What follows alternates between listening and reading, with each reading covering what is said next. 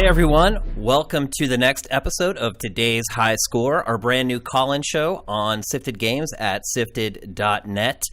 Big thanks to everybody who is in the chat right now, everyone who's ready to call in. This is a call-in show. It's all about you guys, and likewise, it's going to take you guys to make the show work. So, a couple ground rules before we get started. We're using Skype for this show. Our handle on Skype is Sifted Games, SIFTDGAMES, all one word. You can use your PC, you can use your phone, you can use a tablet. You can call in and just use audio if you want to. We can totally work with that. We would definitely prefer if you come in with your video. Obviously, putting a face with the words adds a lot of impact to what you're saying. So how this works is I introduce a couple topics, and I'll kind of give my take on the topics really quickly, and then I'm going to ask for calls. Couple things to keep in mind.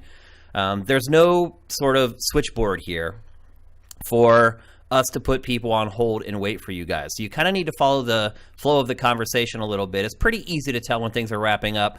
Sometimes I'll give you a cue, and that's your cue to call in. If I'm talking with somebody and you're calling in, chances are we're not going to answer the call. So just kind of follow the discussion. When things seem to be winding down with someone or I call for calls, then call on in. Another thing, prank calls. Don't waste your time. Don't waste our time. This show is not being archived on Twitch.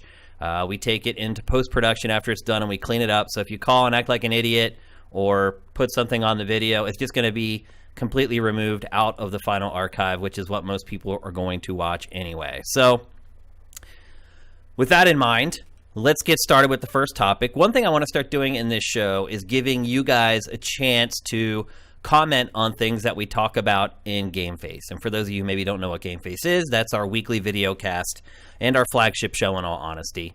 And it streams every Friday. We streamed it last night at 6 p.m. Pacific. The archive is up on sifted.net right now. And I know we kind of give you an opportunity to do that in the comments of Game Face, but we want to give you an opportunity to shine, so to speak, on THS, so you guys can jump in and kind of comment on things that Matt and I discuss on Game Face. And we have a couple topics like that in today's show. In fact, the first one is a topic that we discussed on Game Face last week with Brent. And what triggered this topic was there was a trailer for a brand new game called Trailblazers. It's a racing game, and it's a team-based racing game. And essentially it's 3-on-3. And it's a little bit like Splatoon in that as you go around the track, you paint your colors on the track. And if the other team drives over those colors, then they slow down. And if you drive on your colors, you go fast. So there's a lot of strategy. Obviously, being strategic, painting the corners could really give you an advantage. And what it really reminded me of is that there are a lot of genres out there that are in need of a workover, so to speak. Thought that racing games and innovation in driving games were kind of dead. But after I saw this game, I realized that it's not. And I think I also realized that pretty much any genre can ultimately be made better if you have it in the hands of the right developer, and that developer has some good ideas and they're willing to execute on them. And of course, that's the wild card with Trailblazers, which is what you're seeing right now, is that we don't really know if it's ultimately going to execute on the idea. The concept sounds cool. It's good enough that they got a publisher, Rising Star Games, which is kind of an indie publisher, signed it. And of course, they've probably seen prototypes of the game working and decided it was worth investing in. So this game got me really excited. There's lots of genres other than driving games that I don't think innovate all that much. I think another one, and I've gone on the record many times discussing this, is side-scrolling platformers. I will say this, though.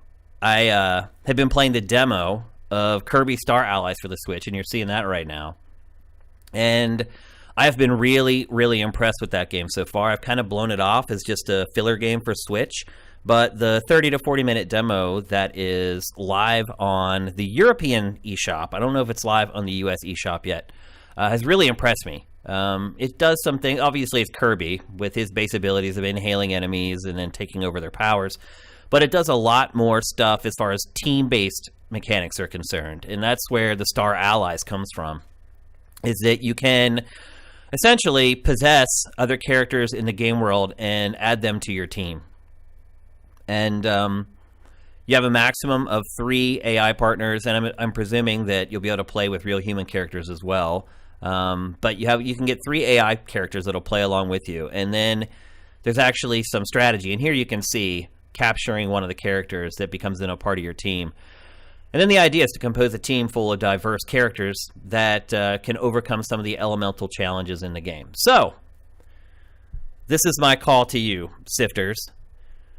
What's a genre that you believe needs a complete and total rework? And if you have any ideas on how you might change that genre or alter that genre to make it fresh and new, share that as well. So give us a call, Sifted Games on Skype, and as soon as we get a call, we'll get you in here. And again, with Kirby Star Allies, I was pleasantly shocked, I guess is the best way to put it. The Switch is really on a roll here, and we're actually going to talk about the first year of Switch a little later on in the show. Here's our first caller. Hi, you're on THS. Who is this? Matthew, I called in not the last time, but the time before. I remember you, Matthew. Thanks for calling in again. What genre do you think needs a rework or some kind of an overhaul? RTS. Real-time strategy games. Yep. Why would you say that? Because they've basically been dead, like, forever. In a lot of ways, depending upon who you are, you could say either one of, like, Command and Conquer Generals or even, like, StarCraft Brood War as sort of the genre in its prime. What do you think that they can do to fix it or change it, make it more relevant? Because it seems like a lot of developers have tried, but they've all kind of failed. Honestly, the thing I would do is, like, why were RTS popular to begin with? Because the only way to show people large-scale battles at that time with the technology was from an over-the-head perspective with you controlling units. Think of modern technology for a second. You could do large-scale battles in real time. Why not let the player, besides being able to control it like an RTS, actually take individual control of the units from a first-person perspective as well? I think there have been RTS games that let you take control of individual units. I don't think it was in first person, though. I think it was a third-person view. And I wish I could come up with the game that did that. But I do believe there was one game that tried. But the problem was it wasn't from a big developer. It was from a smaller studio, and it didn't get a lot of press. And then ultimately, the execution wasn't great. I wish I had access to a PC to kind of look that up for you. But I know there was at least one game that tried that. Yeah. I think done with a good developer could absolutely reinvigorate the RTS genre. Are you a fan of RTS games, or is it just something that you've fallen off on and you wish you could continue playing them? It's something I've fallen off on. Like, the last big RTS I got into was Command and Conquer Generals, and that was many years ago. Yeah, that was a long time ago. Yeah.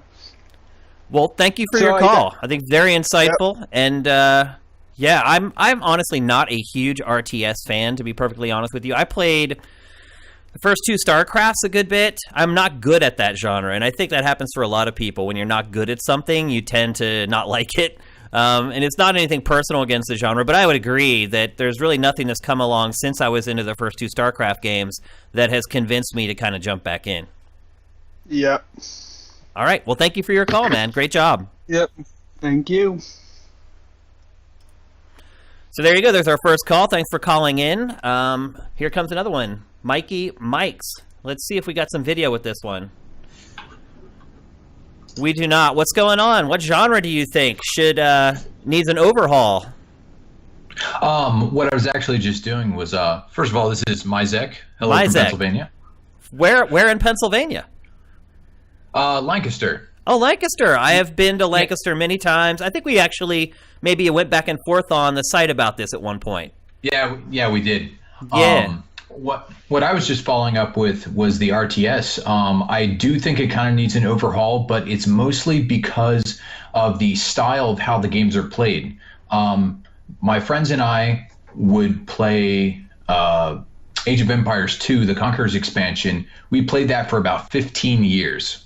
Wow. That That and Call of Duty 4 were the two main games that we would play at our LANs, and we played that over and over, and we didn't feel that many other RTSs had expanded enough to make it worth us switching to a new version of a game.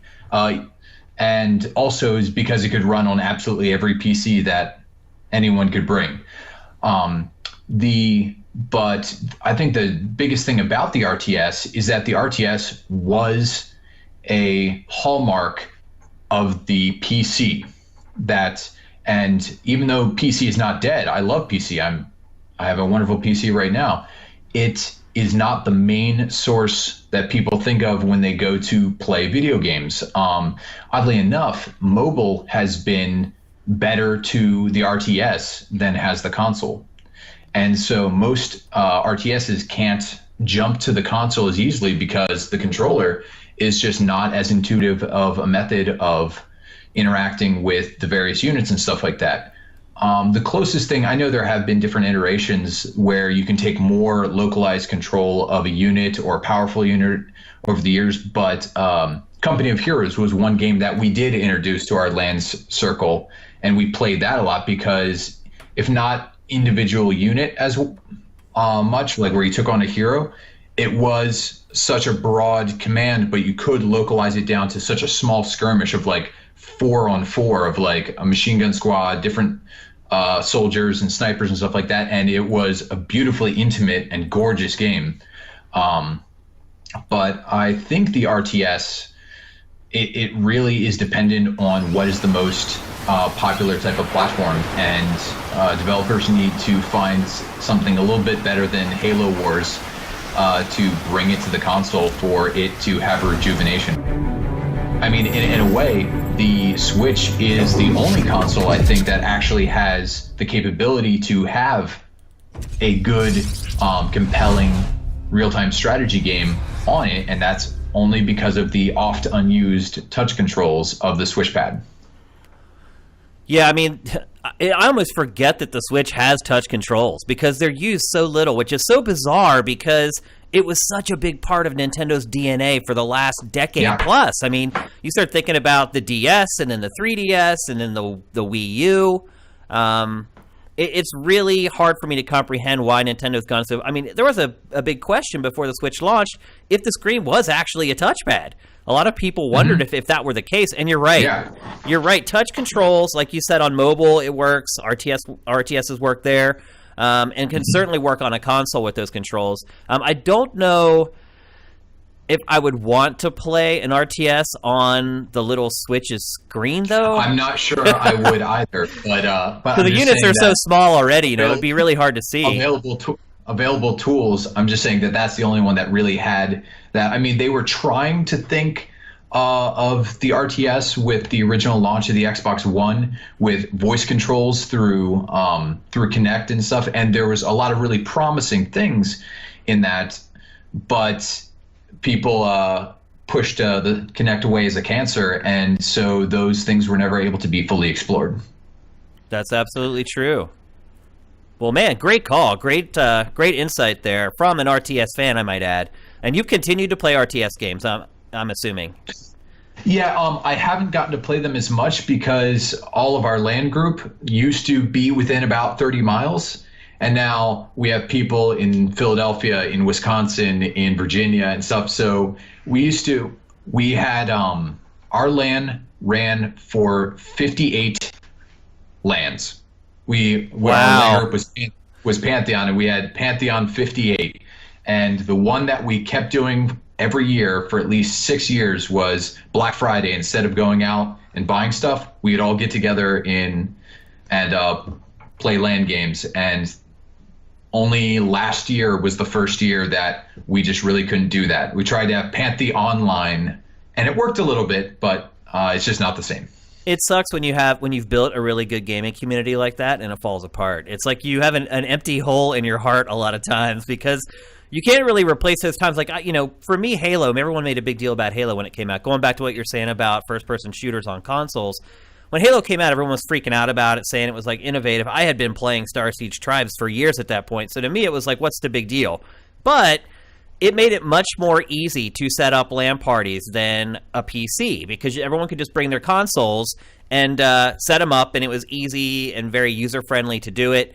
And I fell in love with Halo through that, not necessarily because I thought it was a superior game to Tribes, but because the fact that it was able to get us all together in the same room to play games. And that is kind of I think that's also one of the big drawbacks of having great services like Xbox Live and PlayStation Network.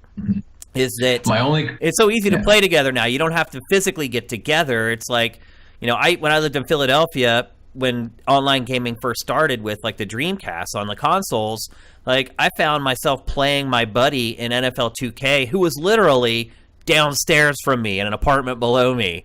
And that was kind of the first sign to me that the times they were a changing, and they've just kind of spiraled down in that direction ever since. So yeah, and one of the guys who created our LAN, I just want to ask, do you remember a player in Star Siege Tribes and Tribes 2 named Magnum?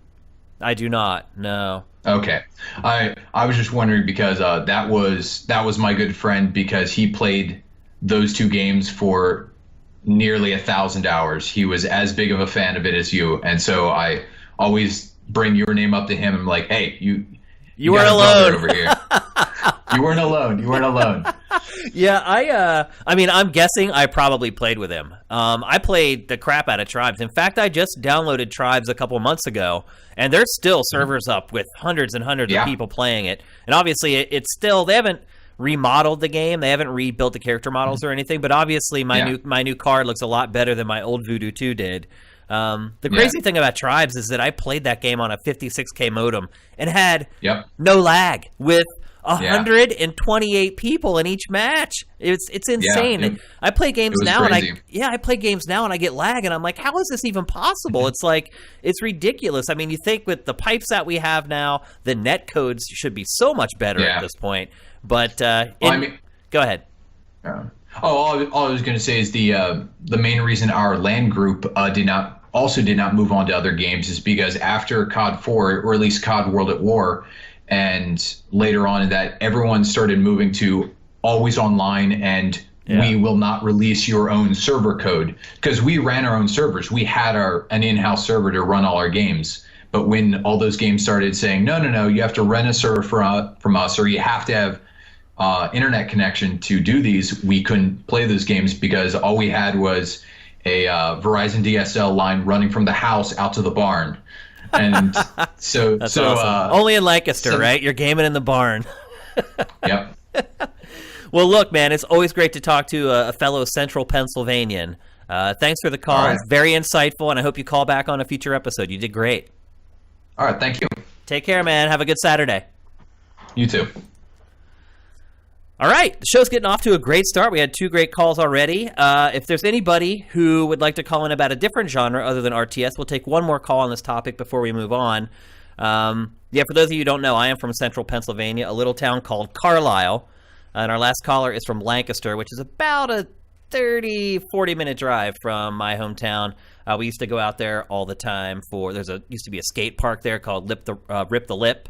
We go there to skate, and we used to go to shows at a club there called the Chameleon Club. It was the only club in Central Pennsylvania that had alternative indie and punk bands that would play there regularly. So I've spent a ton of time in Lancaster, and again, great to have a fellow Central Pennsylvanian get in on THS. So I'll give you a couple minutes here. If anybody else has a genre that they feel like needs a remake, a workover, needs the script flipped, call in and we'll get you on the show. Otherwise, we're going to jump on to the next topic. And once again, thanks to everybody who called in.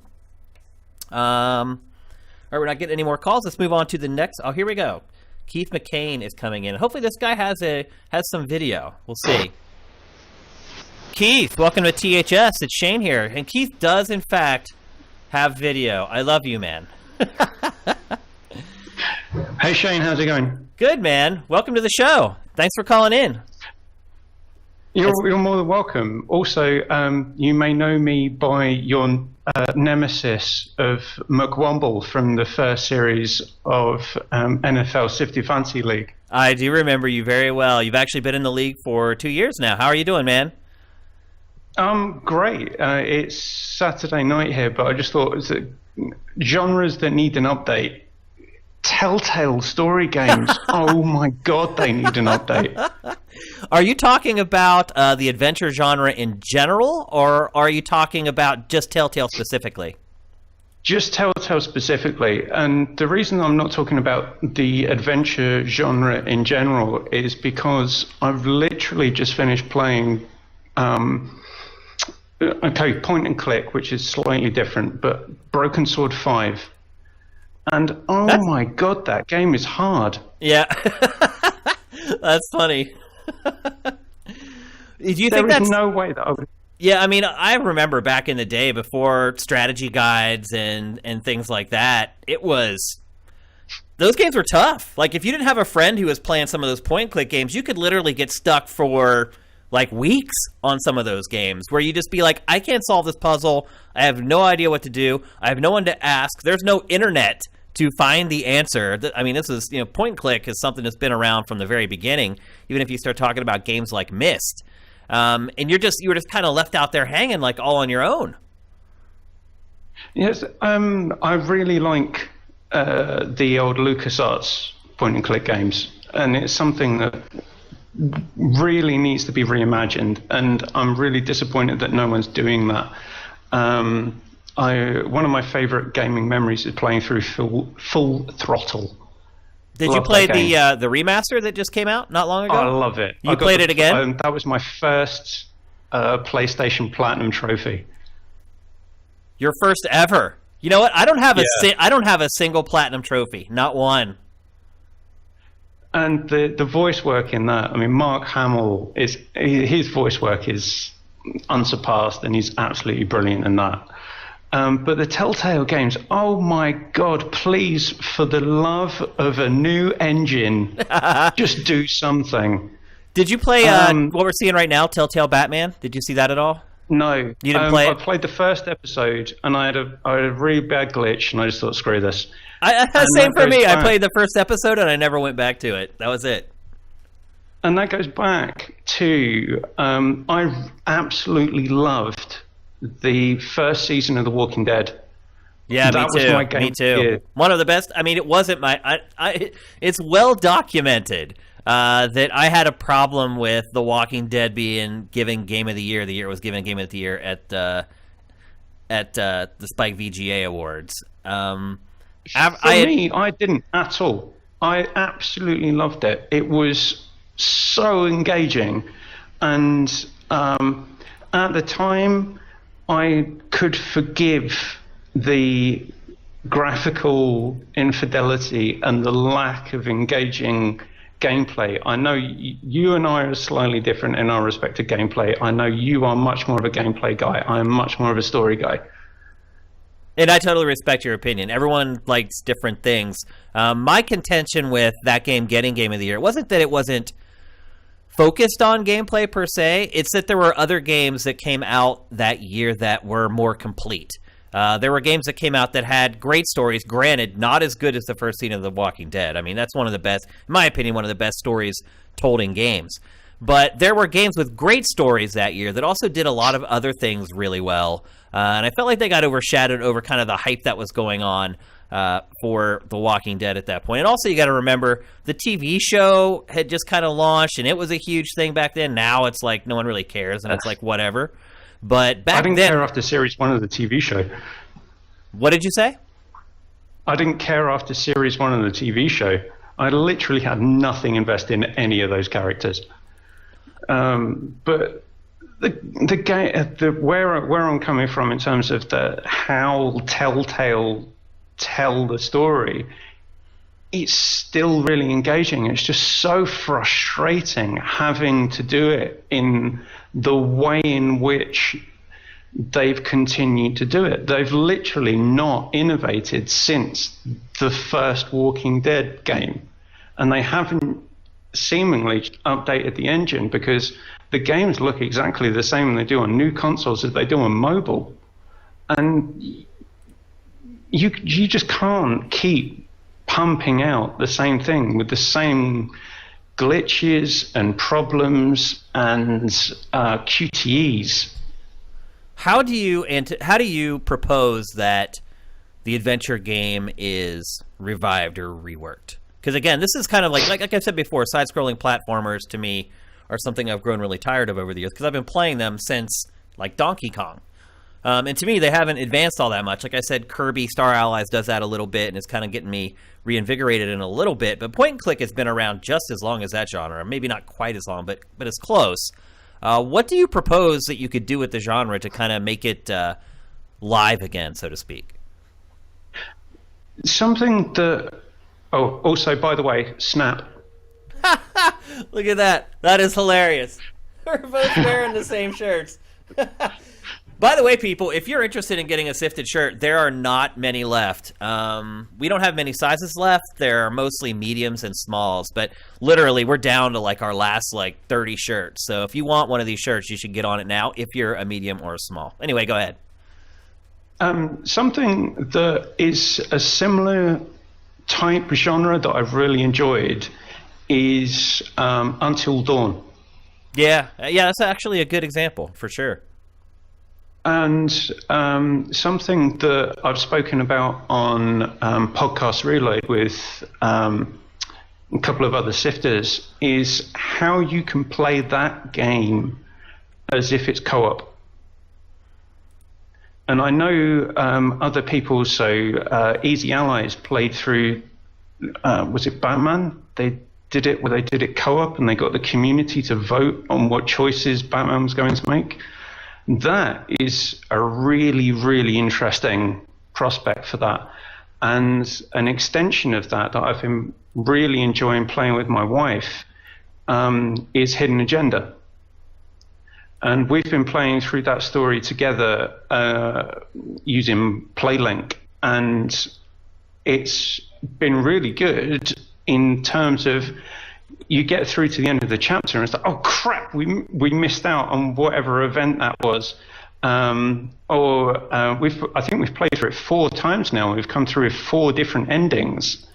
So we want to go back and keep going back. So it's that kind of thing that makes the adventure genre a bit more interesting to me than this kind of I'm going to walk through a forest and click on a tree and look at a tree. Have you found that she's more receptive to playing games if the game uses her phone as a controller?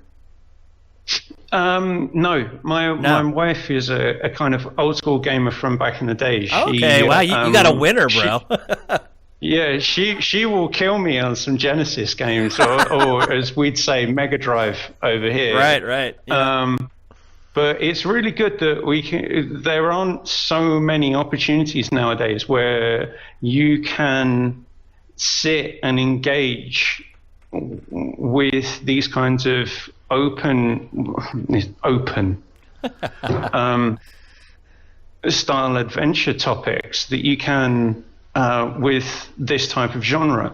And I know people are shitting on the idea of PlayLink and saying it's not proper games. I was like, well, everything's a proper game that brings people into buying games or playing games or getting interested in different genres or new things, so those people can piss off. I agree with you, because the thing is like maybe they like one type of game or one genre, but once they get into the gaming ecosystem, then opportunities abound for them to discover new genres, and next thing you know, they're playing the same games that we're playing. So I don't begrudge anyone who plays anything. I don't begrudge Pac for playing Candy Crush or his wife for playing Candy Crush. I wish my wife played Candy Crush. I wish I had it. I begrudge Pac playing Candy Crush because he becomes a whale and then makes... He doesn't become one. Pac, he is a whale. Pac is a mobile whale, without a doubt. But yeah, I mean, I don't begrudge anyone for playing any type of game, because I always look at it like that's a Trojan horse that can get them into the stuff that we're really into. So I'm right there with you on that. In terms of adventure games, this is the only way that it can go for it to get a renewed sense of popularity. I can't see a next iteration of Telltale story games unless they rebuild their engine and unless they rebuild their gameplay mechanics. You mean actually create some gameplay mechanics? You have to have them first before you can rebuild them, right? Yeah. Well, yeah. Walk over here. Click. Yeah. I actually tried to play the last season of The Walking Dead, and I literally played 10 minutes. And I got to this scene where there was like a zombie crawling towards me, and all these prompts started popping up on the screen, and I failed it, and I was like, screw this. And I literally, in that moment, turned it off and never went back and played it again. So I feel your pain, man. Like, I feel like that genre definitely needs an overhaul. I mean, when I am getting more excited over remasters of games that are like 20 years old than I am over the new releases, then yeah, like I'm not a fan of the walking simulator at all. I've tried a couple of those, and I've tried the ones that everyone says are so great and amazing, and they're just boring to me. I just can't get into it. Again, I don't begrudge anybody who likes that stuff. That they're just not for me. So I'm there with you, man. I really think that that is a genre that really needs an overhaul to remain relevant as we go forward. Yeah. All right, McWomble. Thanks very much. Great call, man. Thanks for calling in. All right. So several great calls on that topic. Thank you guys. You guys did an excellent job. Let's move on to the next one. Oh wait, we got someone else calling in. Let's get him in here. We got Matthew Kane. Matthew Kane, welcome to THS. Hey, thank you for having me. No problem, man. What's going on? How's your Saturday going? Pretty good. Little hungover, but doing all right. That's what Saturdays are for, nursing that hangover. Right. So, I guess my thoughts on the matter are going to need a qualifier. So, okay. Do we consider roguelikes to be a genre unto themselves? That's a good question, actually. We have not added roguelikes as a genre on Sifted that people can sort their content by. It has been a question ever since the site launched as to whether we should or not. And what we end up doing is, because roguelites, a lot of time they're just combining parts of other genres into a current genre. And so what we end up doing is we end up tagging all of those genres onto that piece of content so people can still kind of find it. But yeah, we have not technically deemed roguelite a genre on the site. So my thoughts on the matter were, like, Ken Levine a couple of years ago did his GDC talk about narrative Legos. And so kind of what roguelikes do for, top-down shooters or for, like, platformers and things like that, I think it would be interesting, like what McWomble was saying, like adventure genre needs a bit of a refresh. If you could have sort of the narrative Legos along with, that aspect where it's a new story every time or like a reworking of the story each time and not just branching paths, I think that would be interesting. For the sake of people who are watching who may not be familiar with roguelites, explain to them what it is. So basically, the levels change. There may be some persistent elements like upgrades and things that you get over time, but essentially it's new every single time that you play. A couple of games that I really like, Sub-Level 0, which is basically Descent just reworked into the roguelike formula, so the levels change every single time. Ziggurat is another good one. It's like an old school Doom shooter. Yep. Yeah, I mean, I think probably an easy way to define it is games that generally have some form of procedurally generated or randomly generated elements. Is that fair? Yeah, that's a good way to put it, I think. It could be levels, it could be branching story paths, a lot of different things. Right, yeah. So how does that relate to our topic, though? I mean, again, it kind of... I guess it is the topic, isn't it? The roguelite is an easy way to innovate across any genre, I guess.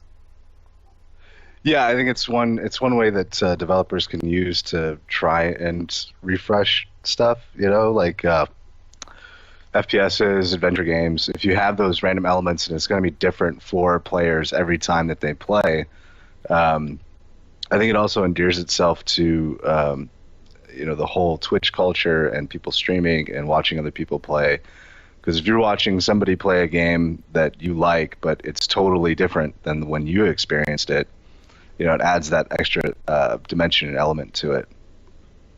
Yep, I'm right there with you, man. I do not play a ton of roguelites.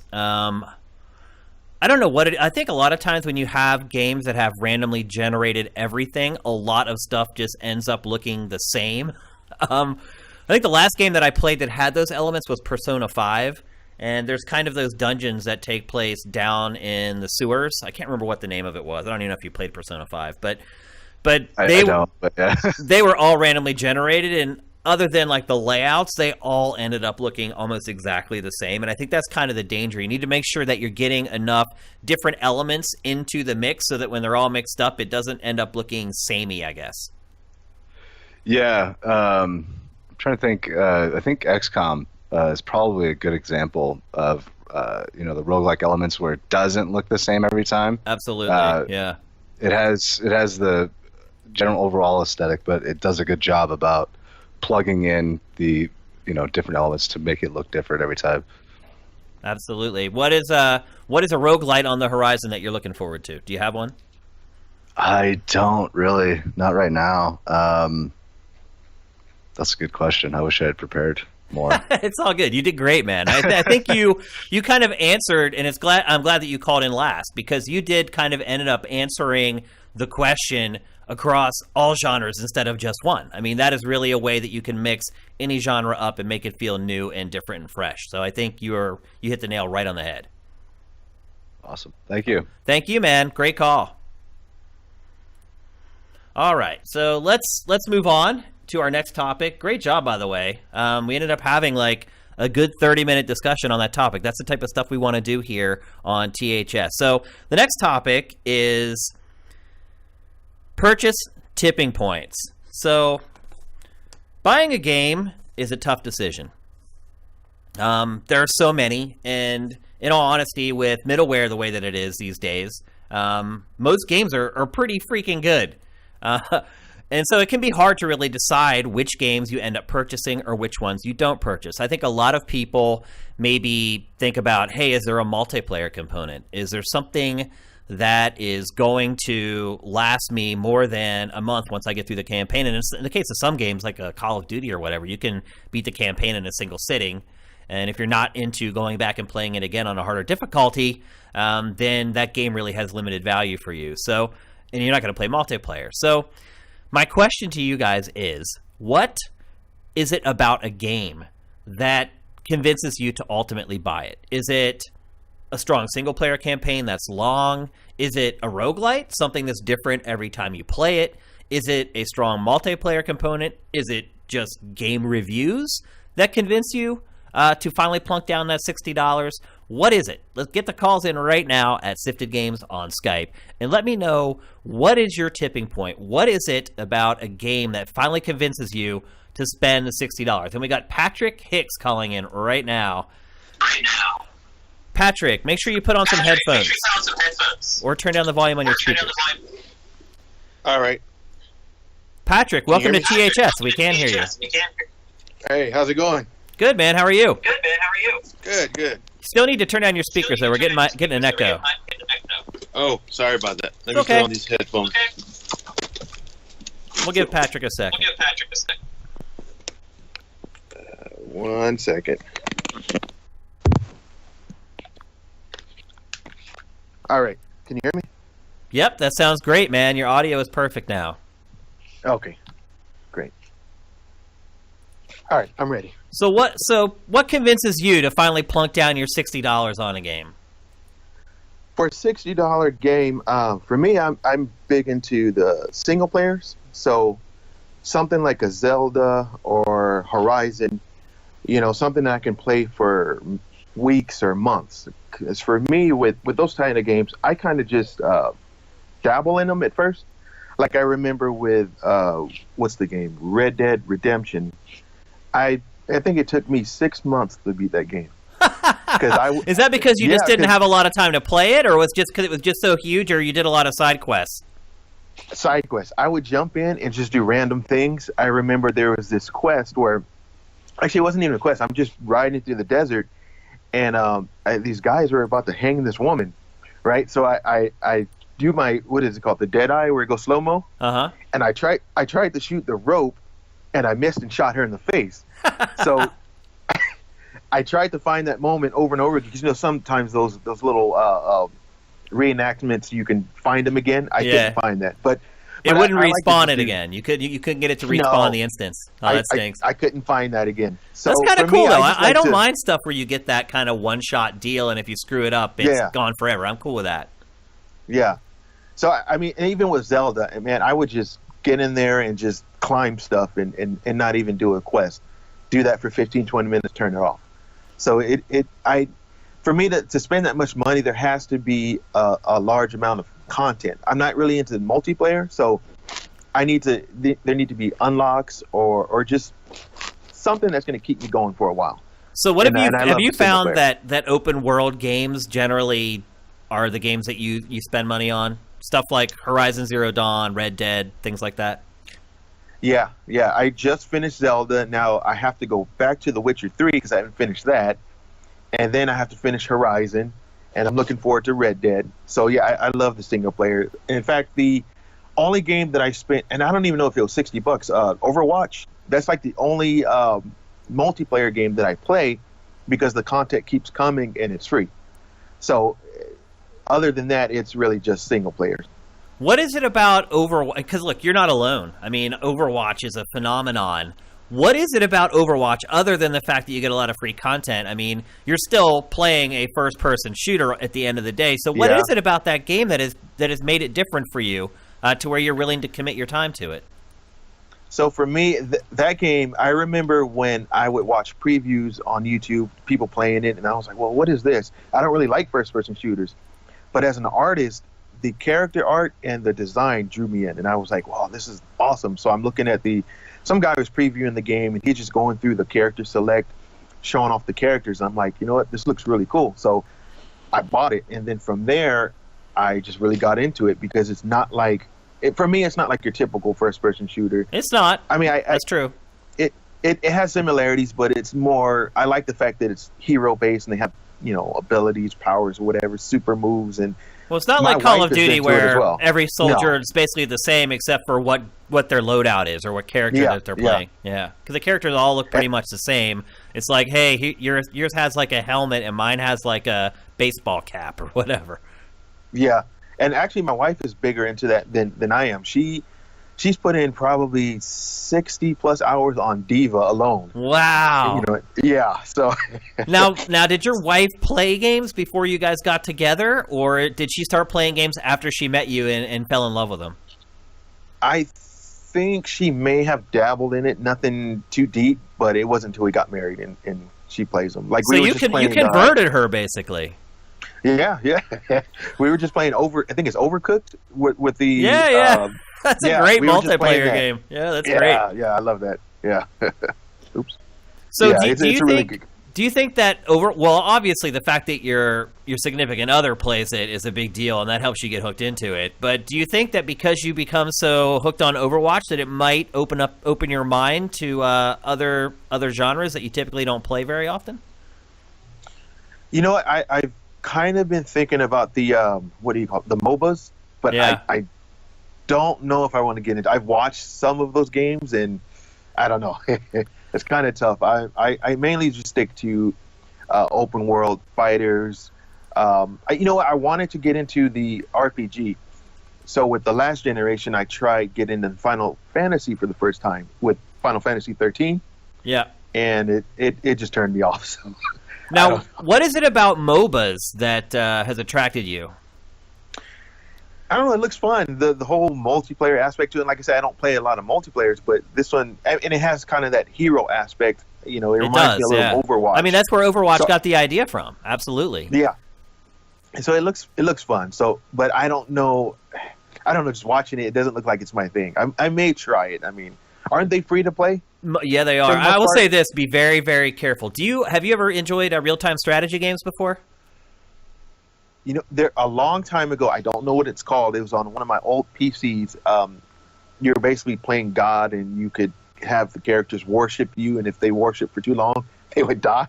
and you would it was weird. I don't know what it was called, but other than that, no, I haven't really gotten into them. Because I was going to say, if you had tried RTS and you didn't like it, then a MOBA probably isn't a good idea. Because to me, they really, I mean, and I probably should have brought this up a little earlier when someone was talking about sort of innovating in that genre.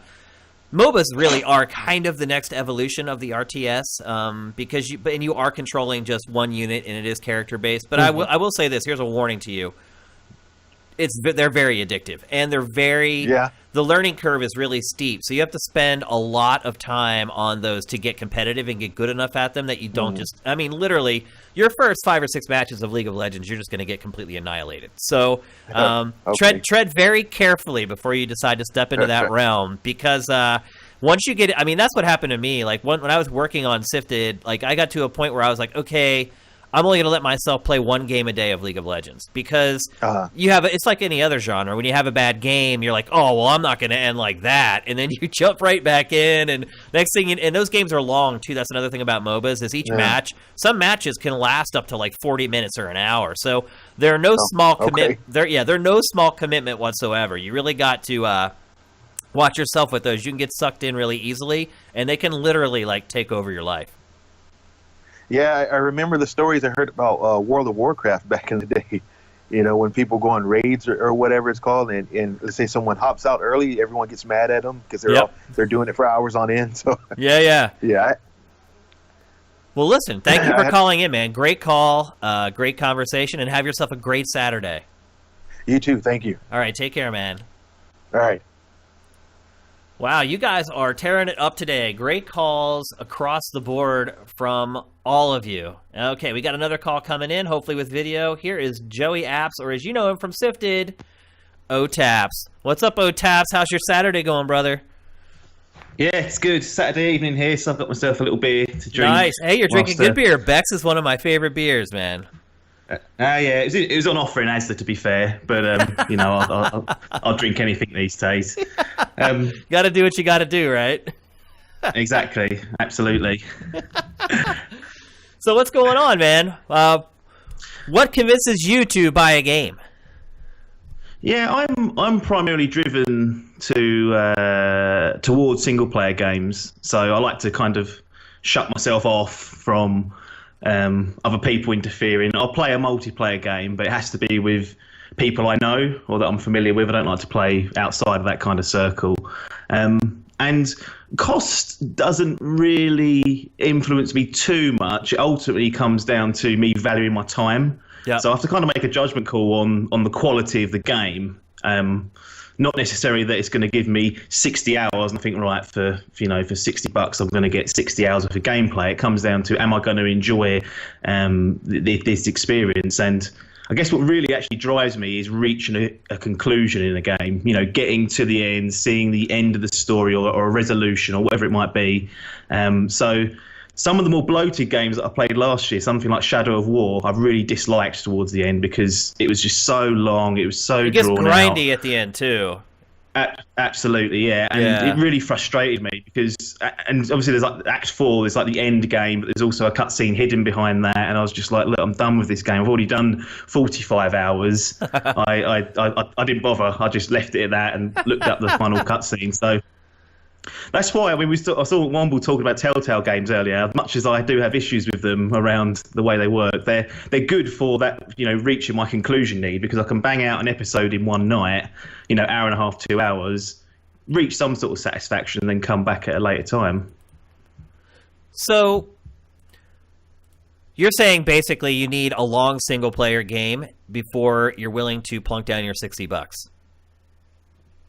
Usually, yeah. Very rarely do I partake in anything that's multiplayer only.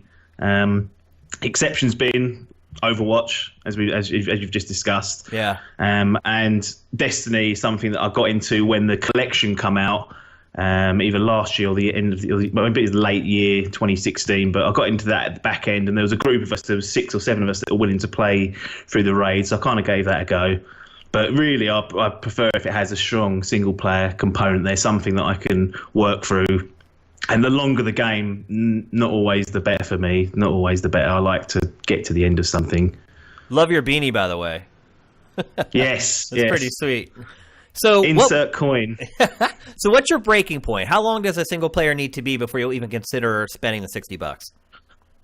Oh, 60. Yeah, that's tough. When it's a full price, the length kind of does play into it.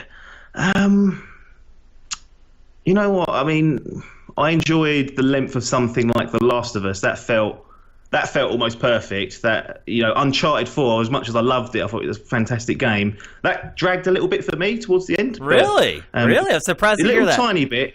It was. I think I was running it slow, to be honest, because it was such a gorgeous game. That probably factored into it.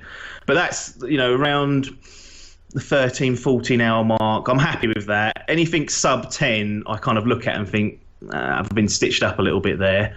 But then again, if I play through something and it really connects with me, something like The Last Guardian, that did, I was happy to pay the full price for that because I was so satisfied. As much as Chico was an annoying bastard sometimes, I just loved the experience of that story and then going through that. So even though it's actually quite a short game, you don't really do a great deal other than trying to manipulate him through. I was satisfied with that. So the quality can outweigh that, and that's where things like the Order 1886 didn't have the quality or the length. So that was a bad game for me to go through, really. So you're saying your sweet spot is, for a single player, is anywhere from 15 to 20 hours. Is that fair? Yeah. I mean, I'm playing through The Evil Within 2 at the moment, and that feels like it's going to fall into that sort of category. It's actually a little longer than that, believe it or not. It's is it? Yeah, it was for me anyway. I found that game pretty challenging. Yeah. I liked it. I haven't even finished it, but I'm already over 18 hours, I think, in that game, roughly, something like that. And it does not feel, and I haven't looked to see if I'm near the end, but it doesn't feel like it's near the end. So, yeah, get ready to hunker down. I mean, that's one thing I love about Mikami. I mean, you look at his games, the genres that he plays in, typically those games are 10 hours long. But if you look at like Resident Evil 4 or The Evil Within, like he definitely gives you a lot of bang for your buck. So among other things that I admire about Mikami, that is another thing. Like his games are not just these short kind of brief experiences. Yeah, I mean, the difference between The Evil Within 2 I found for something like Shadow of War, it's probably going to be half the length, but just the open world elements sometimes take their toll on me. Going from A to B can cost you 15 minutes just trying to get across the map, whereas, I know with Evil Within 2 it has, some kind of small open world elements, which I'm loving. I love the fact they introduced those parts in it, but it doesn't feel like the areas are so big that I'm just wasting time traversing through or sitting through load screens fast traveling. Yeah, something that's a little bit more linear definitely fits me better, I found, over the years. As much as I loved GTA when it first came out and adored Red Dead Redemption and all these open world games, they've got to be now. I look at them, I think, is that going to be a good investment of my time? Because I want to finish it. I want to be able to get a satisfying conclusion, but I don't want to do that if it's going to be 70, 80 hours, something like that. Something that's linear, I'm a little bit more, single-minded to do. I don't get distracted. I don't get bored, typically. So you're saying you can get too much of a good thing? Is that what you're telling us? Shadow of War is a bad example because I didn't think it was too much of a good thing. I thought it was too much of an average to okay thing. Right. But yeah, I think even the even good things for me run wear thin eventually. It's why I don't tend to go back and replay games after I finish them, even if I loved it. I just don't have the time. I can't do it. I need to move on to the next thing. As I'm talking, I'm figuring out what it is. I like experiencing new things. That's the crux of it, is that once I've gone through something and, experienced it, I'm kind of like, oh, okay, I'm happy, I'm satisfied with that. Let's move on to the next thing and see what that's all about. So really, I think that's where I'm driven from, is just looking at, what's the next sort of game I can give a go and go through, regardless of genre, regardless if I've played it before.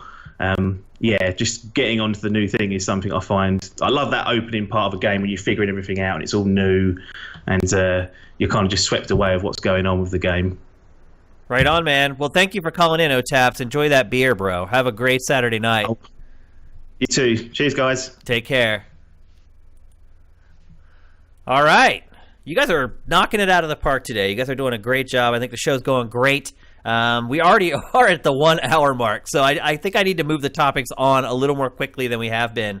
But everything you guys have been saying has been great, relevant, insightful, and awesome. Our best episode of THS. This is only our second one, but much better than the first. So let's move on to our next topic. Rumors have been swirling again that Skate 4 is going to happen. So there were rumors.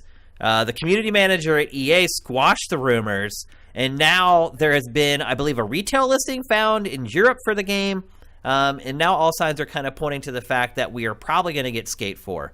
The question that I have for you guys is, do you care about extreme sports games anymore? And if you used to like them and you don't care about them anymore, what happened to kind of fall out of love with that genre? And if you do want them to come back, then give me an idea of what you can do to that genre to make it interesting or fun again. Get the calls in now at Sifted Games on Skype. My perspective is I'm someone who did extreme sports. I skated for like 11 years. I snowboarded.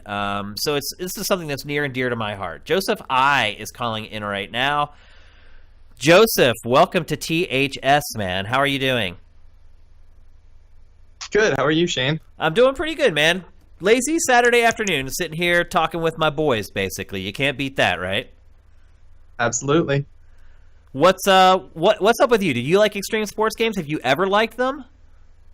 I used to like them actually when I was younger. I was a big fan of the Tony Hawk games back in the day, the original Tony Hawk Pro Skaters and whatnot. Those were some of the best. I remember summer vacations when I'd be visiting like my grandma or something, and during the day I'd bring my console over and I'd just be sitting there playing Tony Hawk with that soundtrack. The soundtrack in those games They're always great, man. I think Tony Hawk 3 was my favorite soundtrack of the entire series.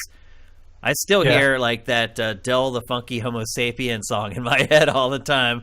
I remember because when that game came out, I was working at GameSpot, and when I worked at GameSpot, I sat right next to Ryan Davis. May he rest in peace. Great guy. And he played that game. Anytime he had like an extra like 90 seconds, he would start that game up. And for whatever reason, that song would always get triggered. It's the one that goes, "You better wash your ass if you must." Do you remember that? I think that's what they were saying. Like, I don't even really know if that's what they were saying. That's what I heard anyway. But ultimately, that soundtrack just ended up getting like permanently embedded into my brain. To this day, I ended up going and like getting all the tracks off of it, so it's in like my iTunes and all that. So it's become a part of my life, the soundtrack for Tony Hawk's Pro Skater 3. So what do you think they should do with the genre, though, to make it relevant and fresh again? Obviously, Tony Hawk Ride was not a good idea, where they used the skateboard peripheral. And then they tried to bring it back with Tony Hawk's Pro Skater HD, and that was a complete disaster. It was so buggy and a mess. What do you think that they could do to kind of bring this genre back? Because it used to be huge. I mean, Activision had a whole separate imprint for its extreme sports games called O2, I believe it was called. And now it's like they don't even matter anymore. So what can they do to make them relevant and fresh again? Yeah, it's a hard question because, I mean, I've long fallen off of extreme sports games in terms of my general interest in them. You know, for me personally, I moved on from them the older that I got and realized that the games were capable of more than just doing crazy tricks and crazy things.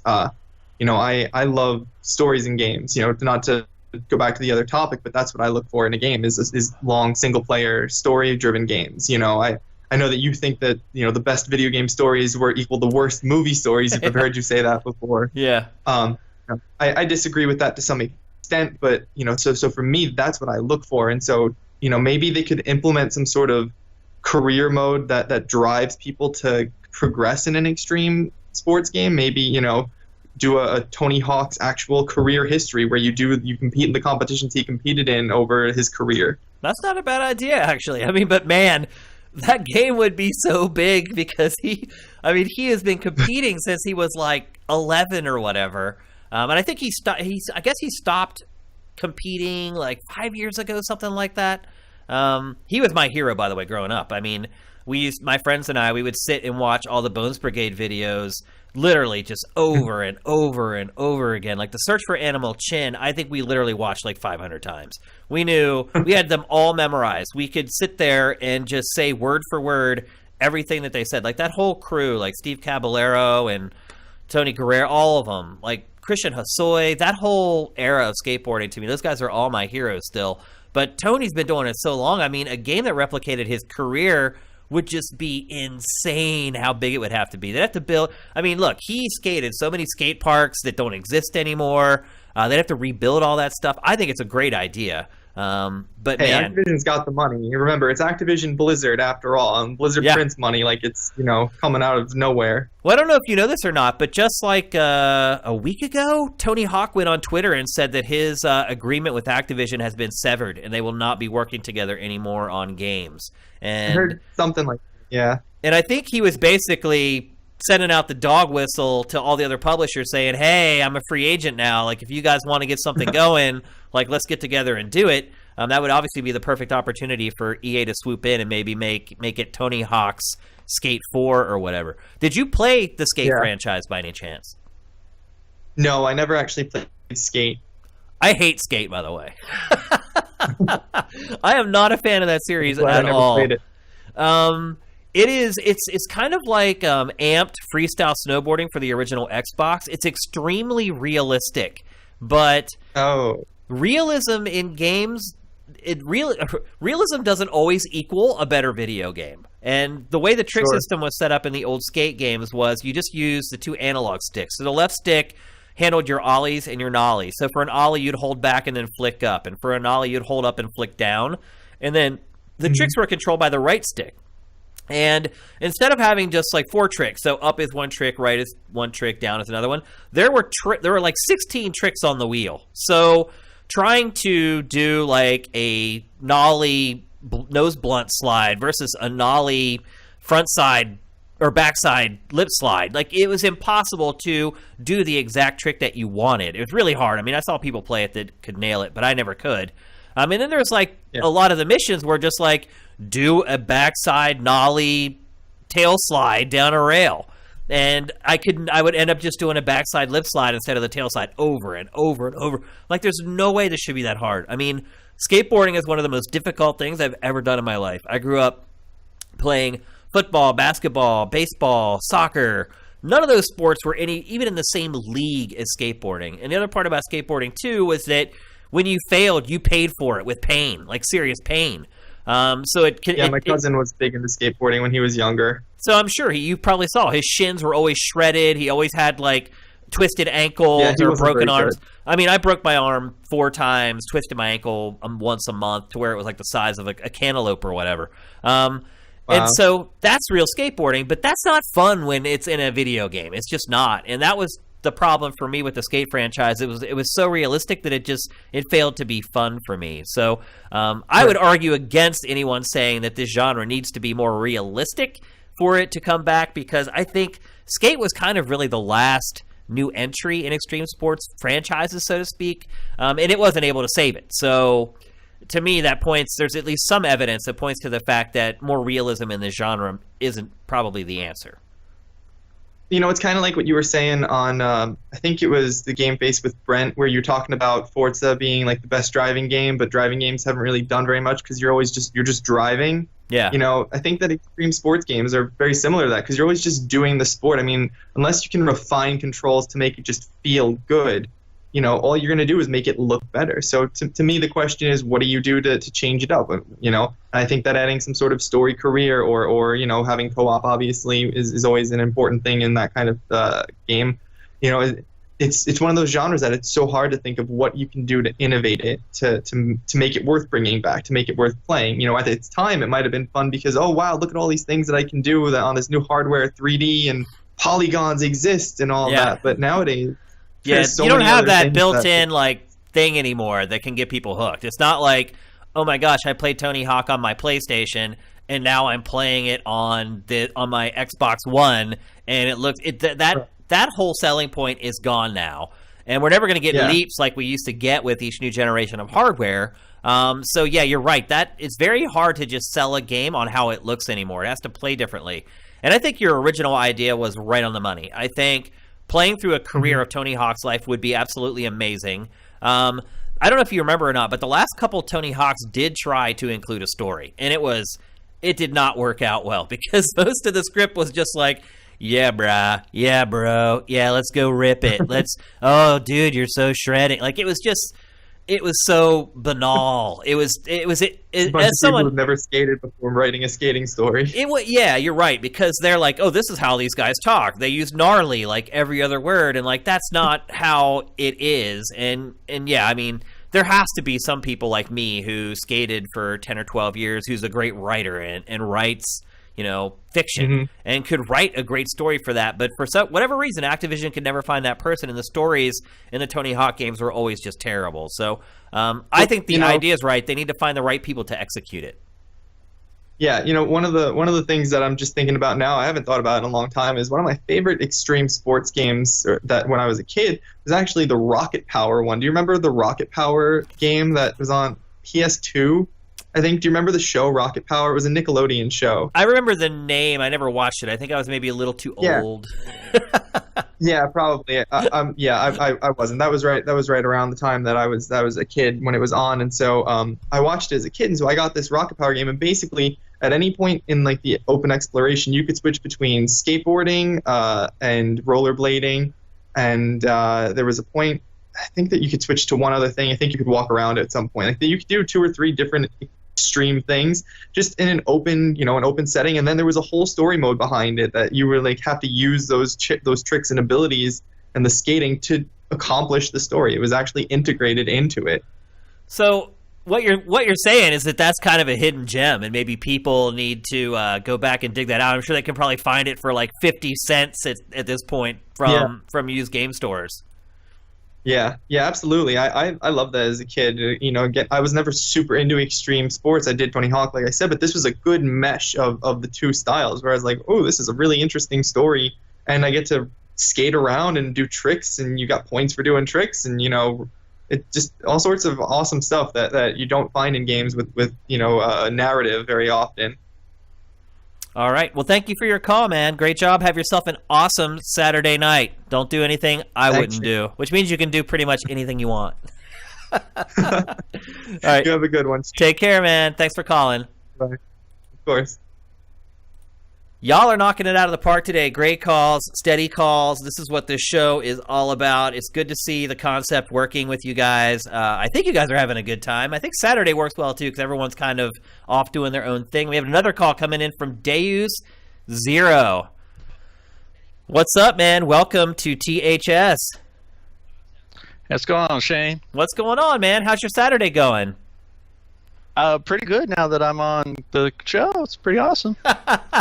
Yeah. This today's going much better. We tried to do a second episode during the week, and I guess in hindsight that was really stupid because obviously people are working and are going to school or whatever. I think this Saturday slot's working out a lot better. People seem to be having a good time interacting. So thanks for calling in, man. What's your take on extreme sports games?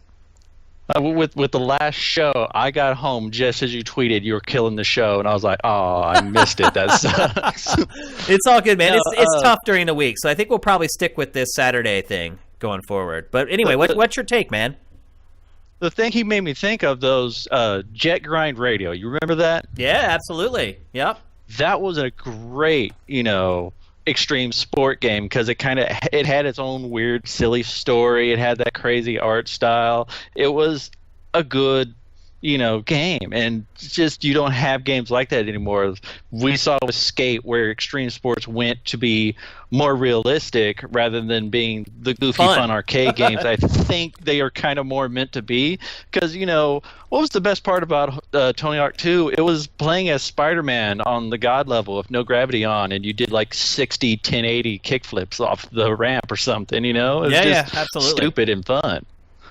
So you think that extreme sports need to go back to a more arcade-style design? I just don't know where you can innovate with doing sim. I mean, you have Steep as probably the most recent example of someone trying to do a full-on sim extreme sport game.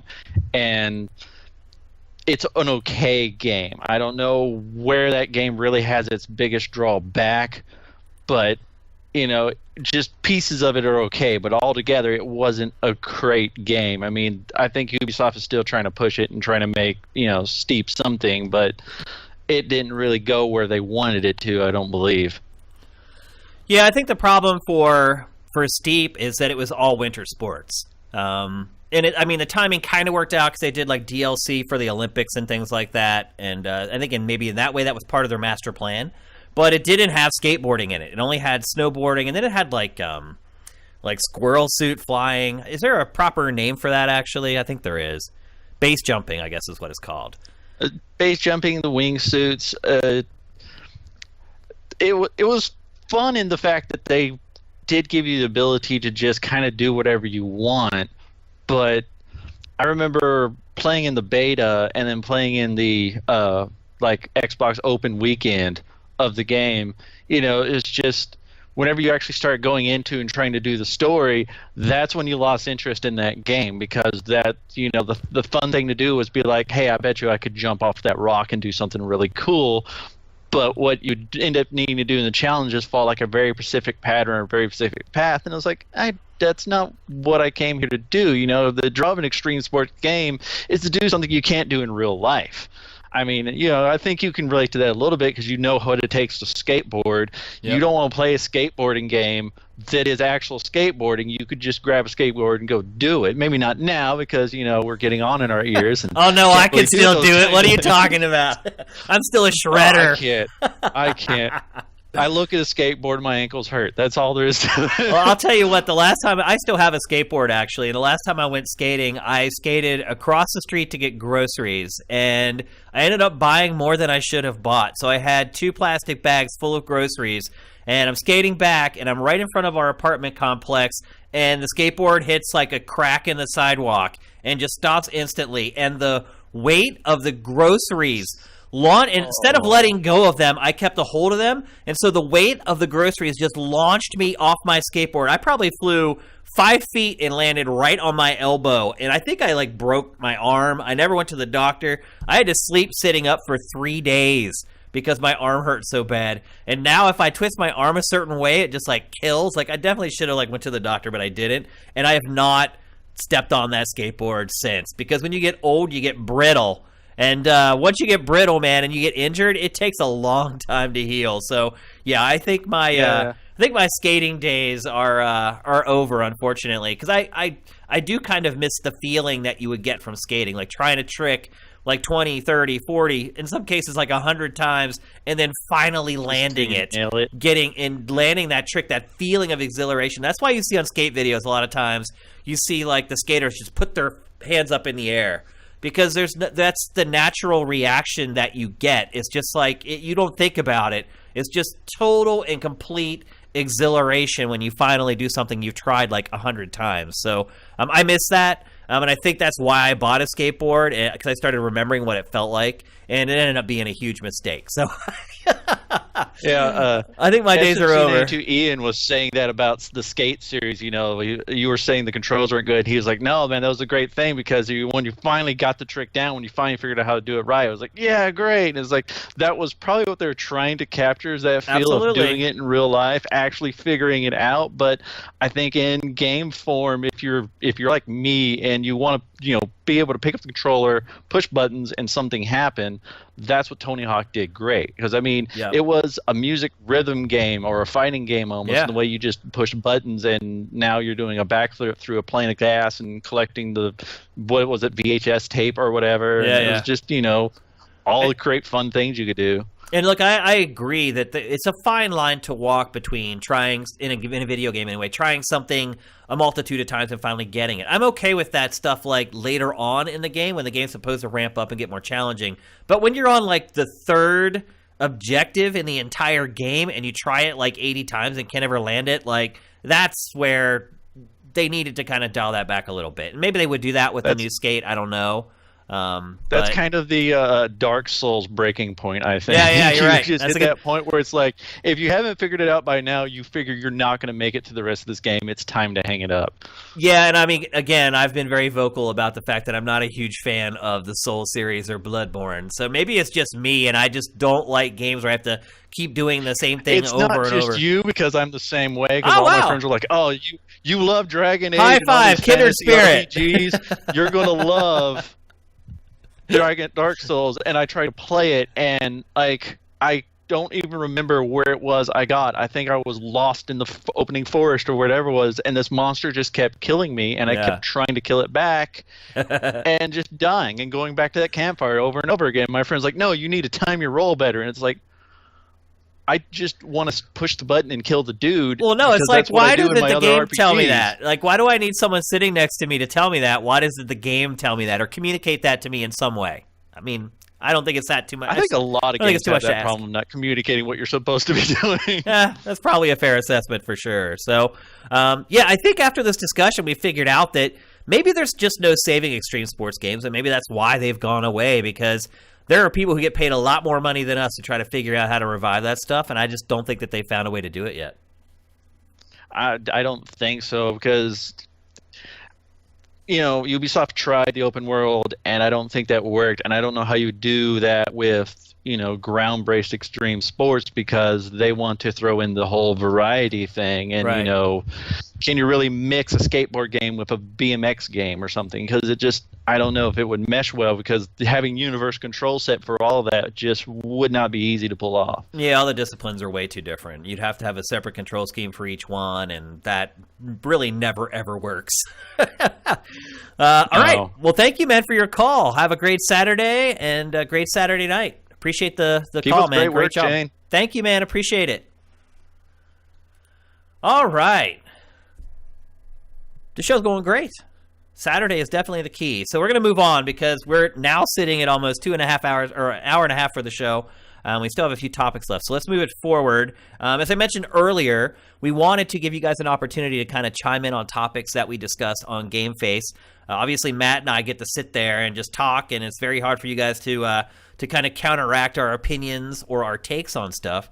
And one of the things we just discussed yesterday in Game Face 119 is the first year of the Nintendo Switch. Its anniversary is coming up very soon. It's been a first year. It's been a full year. If you haven't got a chance to watch the show yet, I guess I'll give you the Crib Notes version. I thought Nintendo did a great job in the first year, and so did Matt, honestly. Matt is obviously not as big a proponent of the Switch when compared to me, but I ended up giving Nintendo an A for the first year, which I hardly ever hand out A's. I don't know if you've watched much Game Face or when we grade press conferences from E3, but I'm pretty stingy with those grades, and I feel like Nintendo got an A for the Switch. So give us a call at Sifted Games on Skype.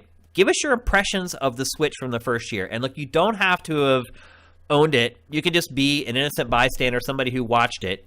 And let us know what you think of how the Switch's first 12 months have gone. Here's Keith McCain coming in to talk to us about the Nintendo Switch. He is back, McWomble. Do you even have a Switch, McWomble? You know what? I was this close to buying one, and then didn't. So explain to us why you didn't. And the thing for me is there's just not enough. The multiplicity of games from Nintendo isn't there. Literally, there are. There's one game I definitely want to play. It's Mario Odyssey. There's one game that I might want to play that is Mario plus Rabbids Kingdom Battle. There's Mario Kart 8 Deluxe. Yep. And then there's nothing really. So you're not a fan of Xenoblade Chronicles 2, I guess. Do you like JRPGs?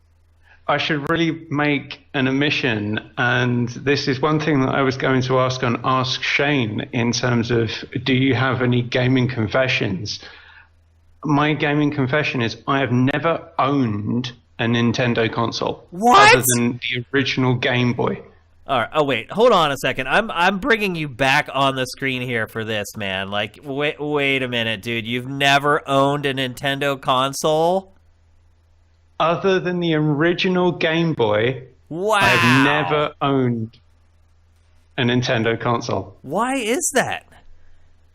And I think it's because when I was at uni, one of my dorm mates had an N64, and we caned the crap out of GoldenEye. And it never convinced you to go buy your own N64.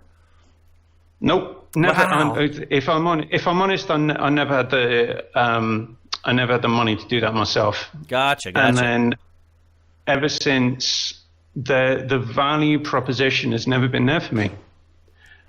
Meaning And there I just think weren't that- enough games that you liked to make it worth buying? Is that what you're Absolutely saying? not.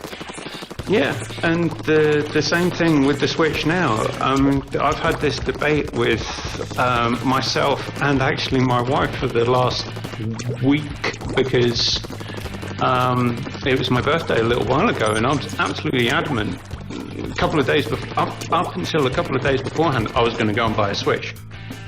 And then Did she convince you not to?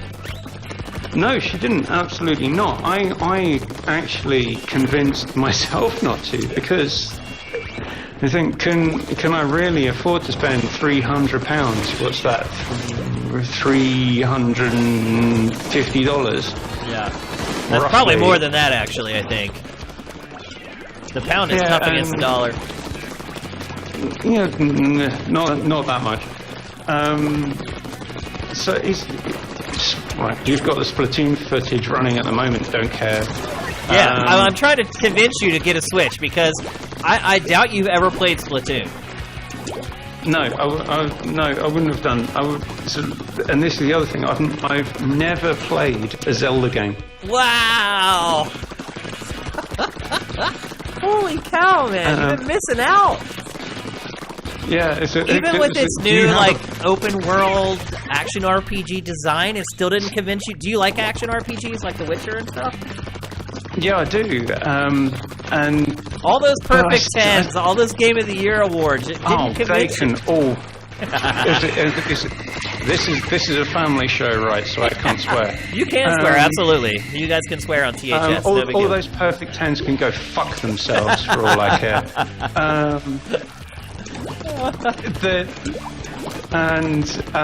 Maybe if they started throwing Yakuza games on them, or not, as Mr. Rostaki would say.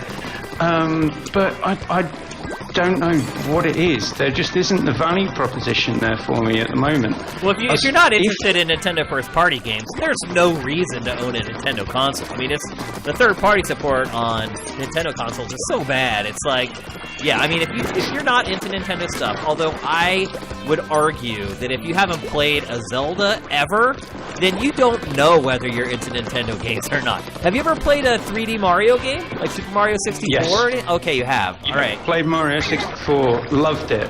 And this is one of the things. Mario Odyssey looks absolutely brilliant. I am really excited about playing that game. Am I excited enough to spend £300? Yeah. I can get that. But I think... is the question. I think what you need to do is you need to find a friend who has a Switch and borrow it for like a week. Figure out if it fits into your... I know no one. I am probably the biggest gamer out of everyone I know, and I know no one who owns a Switch. Wow. And I'm really surprised at that. Literally no one I know has even thought about buying a Switch. That's surprising to me. So where are all the sales coming from in the UK? Yeah, it's one of it's the biggest selling console. It's the fastest selling console in the UK since Christmas. Right. And no one I know owns one. Interesting. That's crazy. I did not think that would be the case. At this point, I figured most of the core gamers are pretty saturated. Now it's going to start kind of filtering out to the more casual folks who want one. But maybe in the UK it just started out with the casual folks.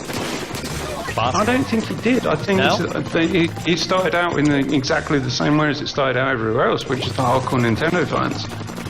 Interesting. But so what would it take? What would it take for you to buy one? I mean, this first year of the Switch, has it? It sounds like it almost convinced you to get one. Like you're about to pull the trigger. Yeah, and I think it would have to be one more game.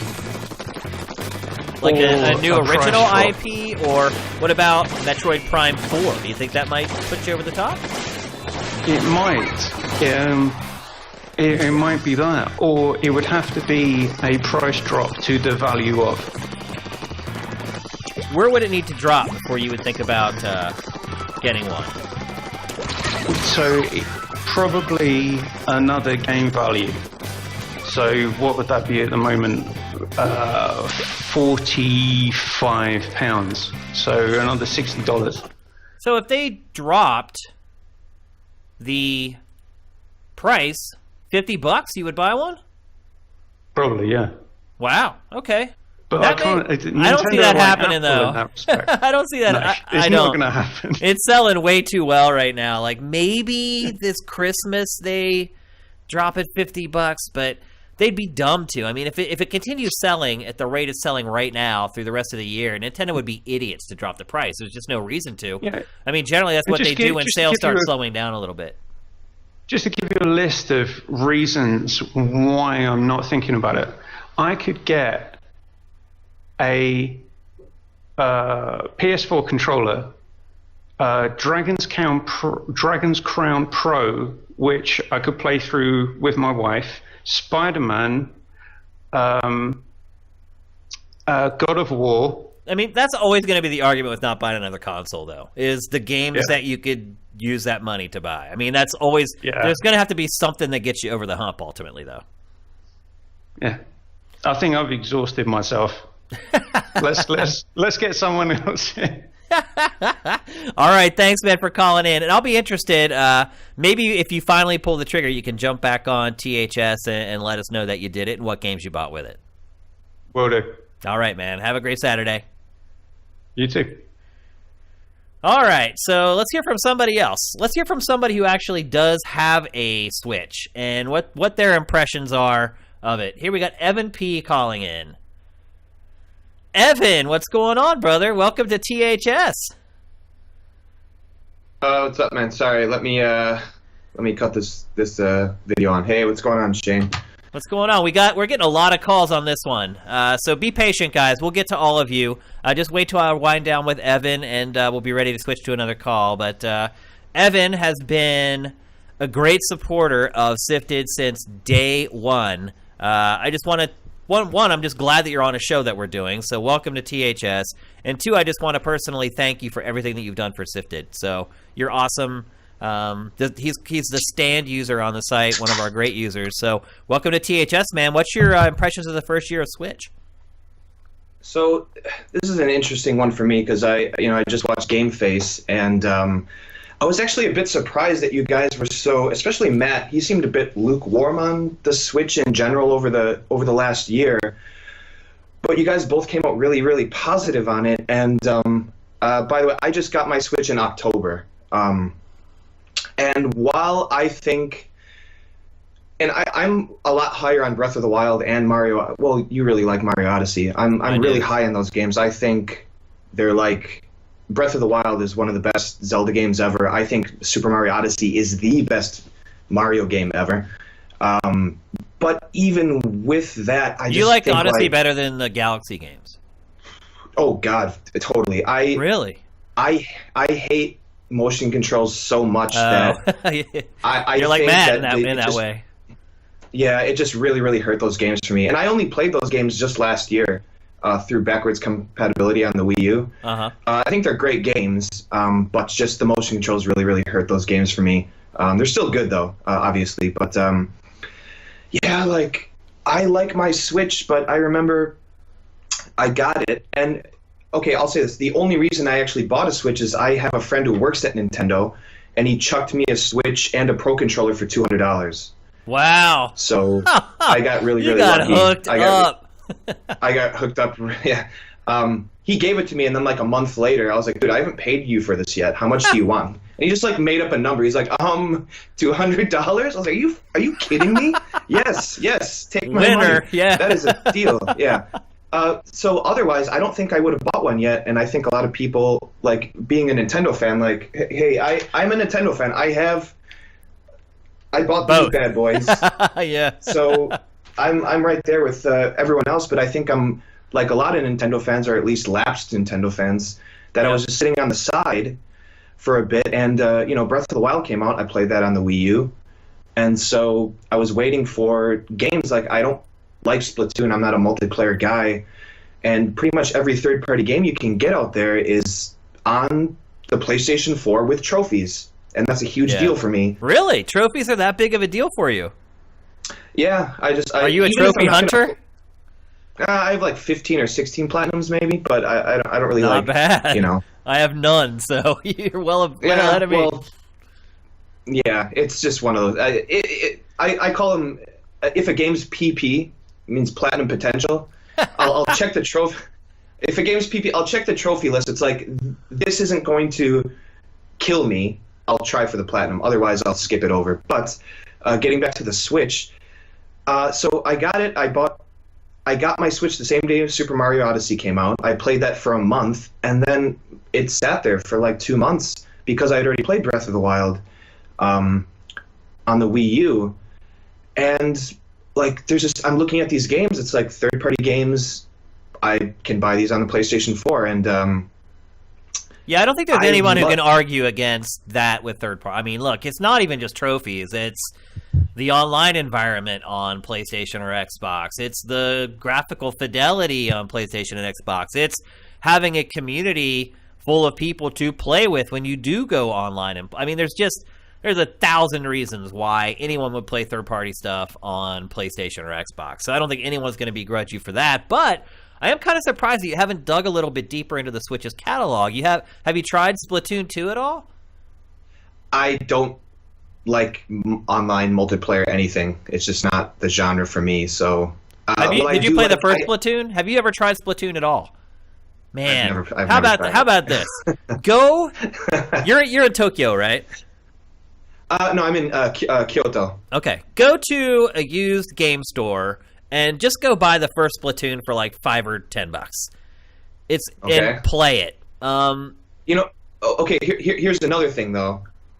That game is not $10. Like, if I go to this, like, I've been eyeing Yoshi's Woolly World for months. It's like still, well, you know, if you want to translate it to US dollars, it's still like $35 used. So that's another reason that keeps me away from playing Switch games. Is just there's just no you know, like, I like going back to what you're talking about, how much games cost, or what it takes for you to buy a game full price. Yeah, it's just, I see these games like $35 for a game that came out in 2012. Like, are you kidding me? Well, look, Nintendo is notorious. This game's first of all, Nintendo rarely, if ever, discounts its games on its own. And two, the resale value for Nintendo games are insane. Do you guys have, does eBay work in Japan? Yeah, it works. You might be able to find the first Splatoon for cheap on there. That's probably true. Also, for some reason, like, Yahoo Auctions is really big in Japan, probably more so than eBay, so I could probably find it on Yahoo Auctions. All right, well, maybe I'll take you up on the challenge. Okay, so you're talking about Splatoon 2, right? Yeah. So we have Breath of the Wild, we have Odyssey, we have Splatoon 2. What do we have? ARMS? Xenoblade Chronicles 2. Yeah, I don't know. Like, I'm a big, massive JRPG fan from back in the day. But I don't know. Like, from what I heard Matt say about the game, I'm just not really interested. I think the only game I just bought Bayonetta 2. Yeah. Insanely overrated, I think. I just beat it. I think that game is not worth full price. Speaking of tipping points, but wow, I'm interested to hear that. Wait, let's rewind here. So. Sorry. Look, that is a different perspective. That is one of those games that just universally everybody says is the bee's knees. What's your issue with Bayonetta 2? All right, so I'll bring it back a little bit. One thing I love to do is once I beat a game, I'll go back and watch the Game Face where you and Matt talked about it. I just love hearing, because I tend to play games months after they come out. I buy tons of stuff on sales, so I like to remember like what your guys' takes on it. So after I beat Bayonetta 2, I went back and then I watched like GameSpot and IGN and all the reviews on it. It's like a 10. Oh man, where do I begin? So, well, one thing is I'm not a fighting game fan. Okay. So the idea of like having to learn a complex combo system is just not something that I'm into, because like I like. So you're not a fan of Devil May Cry either, I'm guessing. No. So interestingly enough, I didn't play any Devil May Cry games, I did play DMC, and I liked that game a lot. Because it was And one reason westernized. that It was different from all the other ones. You know what? You're probably right. Yeah. But one thing I liked about it is it taught you how to use the combo system. So when you started out in the beginning of the game, it's like, okay, these enemies, you can pretty much mash on the button and kill them. And then the next one is, okay, this is the tank. You have to break his guard or whatever. break his shield. Yeah. Break his guard. And okay, these are the fly enemies. You have to use your chain attack. And it slowly taught you how to use all of these complex combo systems to where mid-game, it's just ingrained in your mind that, okay, I do this for this enemy, I do this for this enemy. Bayonetta doesn't teach you any of that stuff. It gives you the base of how the controls work. Like, literally, during the tutorial, it's like press X to shoot your weapon, and you press X, and it's like, okay, good, moving on. It's like, well, wait a minute, there's more to that than. So it's interesting because I'm watching GameStop. It's like, this game is nonstop action, and it's like, yeah, it is nonstop action. I kind of want a bit of a break in between the action. It just there was a lot of games do that they don't offer you any peaks and valleys, and it just it's like when you turn something up to 11 and just keep it there. After a while, it just wears you out. You just start to tune out after a while. You need those valleys to appreciate the peaks more. When everything is just a peak, it all just becomes almost like white noise in a lot of ways. Yeah, and admittedly, I am terrible at fighting games. I am really bad at parrying.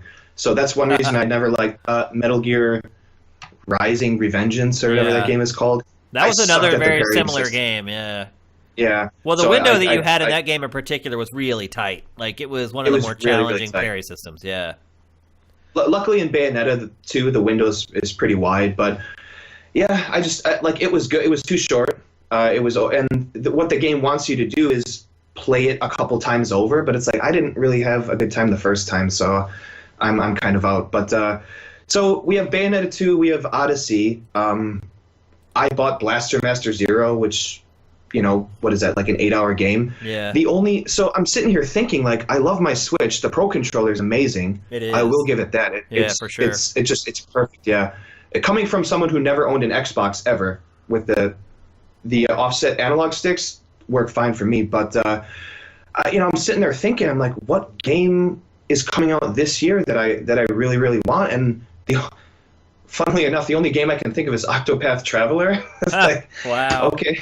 Are you talking about the Switch specifically? Sorry, yeah, going back to the Switch, okay. Yeah. So when you think about the year, like, I jumped in October, and even then, like, what is that, 8 months or 6-7 months after the system came out, well, I like the form factor, I like the Pro Control. I'm not a handheld guy, I don't take it outside my house, but basically I'm looking at Mario Odyssey and maybe some game like Blaster Masters, so there's just not really anything there for me, and I guess that's my really big kind of takeaway. I think one thing you have to keep in mind, though, is that it's the first year of Switch. If you think back to even the last couple PlayStation consoles, think back to the launch of those consoles and what you were playing. I mean, yeah, it's PlayStation 4, I mean, I was playing like Resogun for the first like 4 or 5 weeks. Like, you're right. I mean, and that's what it's easy to say, okay, well, I bought this and maybe I'm not 100% happy with it, but a lot of times you need to have a frame of reference to compare it to kind of give it a fair grade. And I think if you compare what the Switch released, I mean, you also got to remember, you're saying, oh man, just Zelda and Mario. Zelda and Mario are gigantic games. I mean, even Mario, I cannot believe how much time I've spent playing that game, Zelda. Like, I mean, I ended up liking Mario more than Zelda, but I still spent like 60 or 70 hours playing Breath of the Wild. So, yeah, I mean, look, there are 2 games for the Switch in the first year that pretty much unanimously people can say they're worth buying. Go buy them, spend $60 on them, you're probably not going to regret it. And then there's a couple other ones, like I love Splatoon. I still play Splatoon online, and I do like online games more than a lot of people. But I think if you compare the first year of Switch to the first year of PlayStation 4 or even Xbox One, it's like, what games really stand out from the first year of PlayStation 4 or the first year of Xbox One that are even kind of in the same league as Super Mario Odyssey and Breath of the Wild? No, I think you're right. Actually, that kind of made me slightly adjust my opinion on it because, like, I'm easy that way. But with those two games, I rebought Breath of the Wild on the Switch, by the way, because I'm crazy. Yeah. But I spent 130 hours in Breath of the Wild. I did all 120 shrines. I got all 999 moons in Super Mario Odyssey. So wow, that wasn't easy, that's man. like, there's a couple moves that I've just given up on. Like, I was just like, screw this. I'm too old for this now. It's rough. Yeah. I mean, and I didn't look anything up. I just bowled it was like 80 hours. So there's a couple moves in that game where I just was like, this is so unfair. Like, you just needed luck to basically get them. And after I had tried them like 10 or 15 times and things just never aligned, I was like, screw this. I'm done with this. Yeah, there's one where you have to constantly jump on these like little platforms as a bullet bill. No, that's exactly what I'm talking about. That is one of them. Yeah. I never got it. I just quit.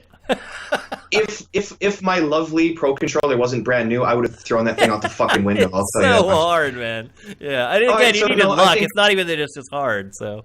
Yeah, I think you kind of like two of probably in two series that have started since the mid '80s. You get two of the best games, arguably two of the best games in the series. Yeah. You know, in the last plus 30 years plus. Right.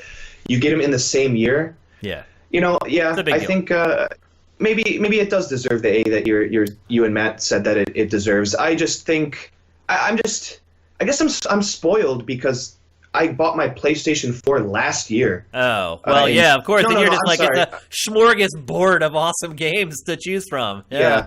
Sorry, late 2016. So I had just an insane amount of games from PS Plus and all this stuff. And I think maybe I'm a bit spoiled in that way to where I just expect there to be all these games I want to play. So, and you know what? I think you've changed my mind a little bit. I wish Nintendo should hire me on the plate. Hey, yeah. They're talking about it. They want influencers, right? Well, I'm glad came around to my way of thinking. I mean, by the way, Matt gave it like an A for software, but then he did not like the rest of everything else the Switch is doing. So I was the only one who was kind of glowing over the Switch's first year. So yeah, you know, like I guess I wish there was more games. Form factor, the eShop, the UI. Or you don't care about online play, but the Switch's online play is abysmal. I mean, it's like it's worse than the Wii. How's that even possible? Yeah, tried it. How's that even possible? It's with Nintendo, anything's possible. You're right. And both good and bad, unfortunately. Yeah, I'm just for this year, I like Octopath Traveler. Who knows what they're going to, shovel out this year? But I'm hoping for a good virtual console. Yeah. Yeah, like Tropical Freeze. I played that in the Wii U. It's just, I mean, if you take out what they've ported to the Switch. It's just a bit lacking for me in terms of games. I can get that perspective totally. And this year now is looking a little light as well. So we'll see what happens at E3. Right. Okay. So like final thing, I'll tell you this: if they start putting out TurboGrafx 16 games on a virtual console, I am sold. I'll sign up for that thing day one. Wow. I'm probably the only person that has ever said that ever. But well, at least it sounds like Nintendo's going to be fair with pricing and things like that. It sounds like you may be able to just pay a monthly price and sample some of the retro games on that service if it ever frickin' launches. Again, just like it's online play, it's kind of a disaster. But gotta take the good with the bad, right? Yeah, and then sorry, kind of going on a little bit, but and the last thing is. It's because it's Nintendo. Everyone's hoping for a good virtual console, but we're kind of in this weird space where it's like, it's Nintendo, so we don't know what we're going to get. I think everyone in the back of their head is thinking like, this could probably be lacking. We don't know. Like it's things like they've been proven to work on Xbox and PlayStation, and yet in the back of everyone's mind, we're kind of thinking, are they going to? It seems easy enough. Just put the games out. Like you have the best backlog ever, and yet in the back of everyone's minds, we're thinking like, are they going to actually just release? Are they going to do what everyone wants them to do? They don't do that a lot. They never do. The problem is that Nintendo has been making so much money off of repackaging its old games for so long, And it continues to work. I mean, look at how many people bought Mario Kart again for Switch, and how many people bought Pokken Tournament again for Switch. Like, it works, and that's why. How many people bought it again though, instead of like the first time, right? Well, then you start talking about like Super Mario Brothers and some of those old side scrollers. Like, how many times has Nintendo sold those now? Like, over and over, and like the way their online services work, like. Why could I buy something on the Wii and now I can't play it on Switch and I couldn't play it on Wii U? Like Nintendo always chops you off. They're like, oh no, you're gonna buy that again. And at a certain point, people have to put their foot down, or they're gonna keep doing it. Right, and yet the Wii U is backwards compatible. Like I played Skyward Sword and the Galaxy games for the first time on the Wii U, and it's like. Just line it up, guys, please. Like, what the hell are you doing? It's crazy. Well, listen, Evan, man, great call. You're in Japan, so what time is it there right now? Dude, it's like 7:50 in the morning. I am severely hungover. Wait, so are you still awake from last night, or did you just get up early? No, I went out with my friends and woke up at 6 in the morning for the show. It's Sunday morning here. Well, thank you, man. Dedicated as ever. That is dedication, man. Thank you so much. Well, go back to bed, man, and sleep off that hangover. And I'll watch the end of the show, and I'll probably go back to bed. But yeah, cheers, man. I appreciate everything you do. The site's awesome. I'm happy to be a part of it. And by the way, this show is amazing, by the way. I think it's great. It's really kind of hitting its stride today. Like, today, we're really seeing what this show can be. I knew it could be this. We just needed enough people to participate, and today, it's been great. Like, I'm just kind of riding on cloud nine right now about how the show's going. So, thank you for being a part of it, Evan. Really appreciate it. Yeah, I appreciate it. All right, sleep that hangover off. All right, see ya. Cheers, brother. Cheers. All right. Well, we're at like almost the 2-hour mark right now for THS. We're kind of up against it. We had a couple other topics that we wanted to get to, but we're kind of out of time. So what I'm going to do is I'm going to take one more call on the first year of Switch. And let's try to get some people in on the show that have not been in yet. We like people who call back and become sort of a part of the show's community. But let's get some people in the show that haven't called in yet. Maybe you're sitting on your hands, you're a little nervous. Don't be shy. We're all friends here. I mean, honestly, we are all friends. So let's have one more person call in, and let's make sure that you have had the Switch for the first year. Somebody out there has to have owned the Switch since launch and is either really happy with it or completely regrets their purchase. If you guys did not watch Game Face, I did give the Switch an A, a flat A, not an A minus, a flat A for its first year on the market. To Cribnote's version of what I said on Game Face was that it's unprecedented for Nintendo to put out this many great first-party games in the first year of a console's life.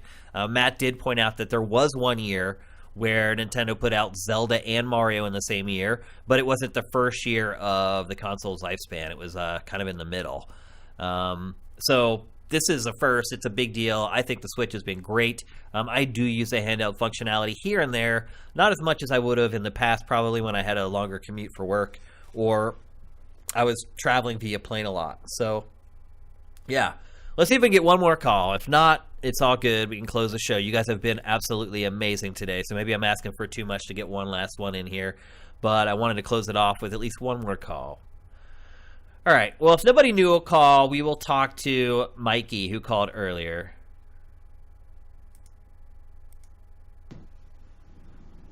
What's going on?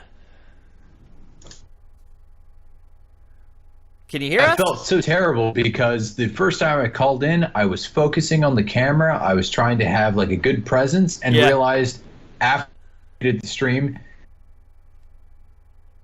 Yeah, I think we wanted to show, my Daniel Bloodworth-esque locks going here. So that is some amazing hair you got going on there, man. How long have you been growing it? My mother wouldn't grow my hair out until I turned 18, and then I started on that day. and have only trimmed it like maybe 3 times, whatever. And the last time was 2 weeks before my wedding, back in August of 2016. So only about like a year and a half. Your audio is cutting out, unfortunately. I don't know if maybe you're on Wi-Fi or something. No, I'm hardwired. Is that any better? seems to be. All right, I'll just be like. No, I think Take it's just this in. I think it's just your connection overall because the video is pausing with the audio as well. But anyway, give us your impressions of the first year of Switch. We'll try to fight through it. Anyway, so Switch, I actually bought 2 day one because my one friend had failed to get a pre-order, and so I did that, and I helped my brother lock down his. I put 135 hours into Zelda, and I also bought Snipper Clips, and I bought the Mario Kart 8, I guess Redux or Remaster, Deluxe, whatever the heck they call it. Yeah, Deluxe, that's it. Yeah. And I had been ecstatic about the Switch because I was one of the people who fought and never bought a Wii U because I was just like, there wasn't quite that thing to push me over the edge to get a Wii U. And so I've been ecstatic with the different software that has been coming over from the Wii U that I missed because I did not play Mario Kart 8 Deluxe. And I have been enjoying that so much, and it's a great game. With no Smash Brothers to be seen on the horizon, that is the best party game. And so I really enjoyed it. The Pro Controller, even though I prefer the symmetric PS4 controller, the Pro Controller has been wonderful. But here is the biggest crux that I've had with the Switch. Even though I have put a whole bunch of time into it, the biggest problem I've had with playing my Switch is how good 2016 and 2017 were for other platforms. Yeah, you're right. So like what happened with me is like I started playing like when I would get them on Steam sales. I played through Doom 2016. I played through the original reboot of Wolfenstein. I was playing through Dragon's Dogma. I was playing through all these different games that came out that I didn't get at full price originally. And I had, just because 2016 had been such a busy year, I got backlogged a year and a half into all these fantastic games. And I have Horizon Zero Dawn sitting down there that my friend gave me that I have not started yet because I was trying to play through some Switch games and trying to complete other things. One of my gaming resolutions was to finish the games that I start. And so I was trying to make a list of all this stuff. And so I've completed several different games. And I am very excited for the backlog from Switch. But why did you not play Doom on the Switch or wait for Wolfenstein to come out on Switch? Because I was able to get Doom for my beautiful gaming PC, and I was able to get it for like $15 versus what, 40 or 60. That's a no-brainer. And it'll run at like 400 frames a second instead of like 25. Like it will on Switch. Yeah. I get it. I just wondered. It was buttery smooth, and it was actually a really interesting experience playing through Wolfenstein and then Doom, seeing how it had improved on its like modern retelling of its old games, and like it was just a beauty to behold. But to be honest, my Switch for the last quarter of 2017 and the first quarter so far has still been not turned on except one time to bring out Mario Kart at a party. And to be honest, it was Amazon's fault that I hadn't turned it on in the last 2 weeks because I was going to pick up Bayonetta 2. I was very excited for that, but found out they discontinued their new games bonus, that it's only pre-order bonus. So I'm like Bayonetta 2 would have been great for $47, but not for $60. Yeah, that's pretty much what Evan just said. He's just like, it's not worth the $60. It was too short, and he didn't want to replay it. So I can totally get that, and you're right, that Amazon changing that was a huge deal, man. It was so nice to be able to like wait until reviews came out and then like plunk down the money on Amazon and get it for $20 off. Now the way they have it set up, you can't get reviews before you buy games on there for the discount, which stinks, but it is what it is. Correct. Got to take the good with the bad, I guess. And the last thing I was going to say about the Switch is that I was so excited. I started buying a couple of indie games that I normally would have bought off Steam, and I bought them on my Switch. and I was excited for like the earlier, we're talking like June or July of last year. Yeah. I started playing a bunch of different indie games on my, like I bought Shovel Knight, like the Treasure Trove collection on my Switch, and loved it because I hadn't played through the second DLC. Right. And I was like, oh man, I don't mind double dipping. Yacht Games deserves my money more than most other developers. For sure. Take it. So I bought some of these, but I actually found, because of my ginormous hands, that it was not as fun to play a lot of these kind of precision platformer indies on my Switch, especially in handheld mode, because that was what I was most excited. I'm like, oh, I'll take Shovel Knight, I'll take Hollow Knight, I'll take all these different games and throw them on the go. And it just has been not as easy, and I have kind of reverted back to, in spite of myself, getting them on my PC because it's just more comfortable to play. And they always run better, and they always look better. I mean, that is one thing with Switch with indie games is indie games kind of are what they are. They're not going to look that much worse on Switch, but in a lot of cases, they do run worse on Switch. Yeah. And so that actually has been the biggest disappointment to me. I would give Nintendo like so many props for pushing out like at least 3 big guns like in its first year, like Mario, Zelda, Xenoblade. Even though I like the first Xenoblade, and I played enough of enough of the Xenoblade 2 on over at a friend's to say, this went in a completely different direction. It's a lot more immature of a setting, I would say, and so that turned me off, and so I personally didn't purchase it.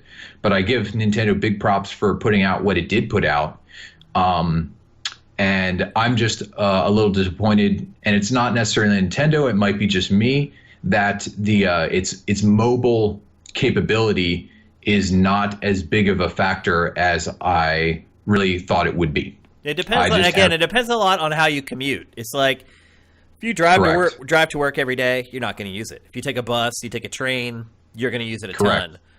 But a lot of people, I mean, look, you probably don't have to take a train or a bus to work every day. You probably drive every day. No.